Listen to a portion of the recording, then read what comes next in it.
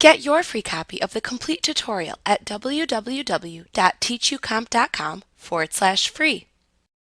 Acrobat makes it easy to edit many aspects of a PDF by providing an Edit PDF tool. The tool lets you modify existing elements within a PDF and also lets you add new elements to a PDF.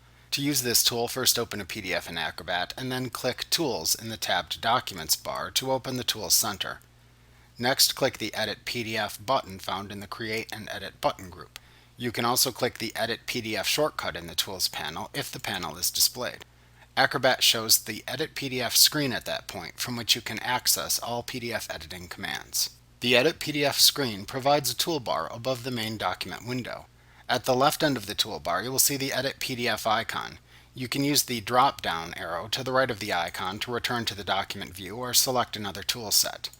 To the right of the Edit PDF drop-down, you'll see the Edit Text and Images button, which is selected by default. When selected, this button lets you click on an existing element in the open PDF in order to edit that particular element. When the Edit Text and Images command is active, Acrobat displays borders called bounding boxes around each element of the open PDF. This lets you see each element within the PDF that can be edited. To the right of the Edit Text and Images button, you'll see several buttons that let you add additional text, images, and links to the open PDF. The Edit PDF Toolbar also provides buttons that let you crop the pages of a PDF, add a header and/or footer to PDF pages, and add a watermark to the PDF. The Edit PDF Toolbar also displays a More button with a drop-down arrow. Using this button, you can modify the background of the open PDF as well as add features like Bates numbering, bookmark files, and article boxes.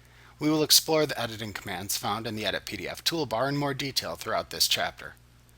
At the far right end of the Edit PDF Toolbar, you will see the Close Edit PDF button, which removes the editing toolbar and returns to the document view. The Edit PDF screen also displays a Tools pane at the right side of the screen. This pane displays available options based on which editing tool is selected. Note that when the Edit Text and Images command is active, many of the options in the panel appear grayed out and cannot be selected. However, clicking on any of the elements within the PDF displays the available editing options for that element within the panel. Like what you see? Pick up your free copy of the complete tutorial at www.teachucomp.com/free.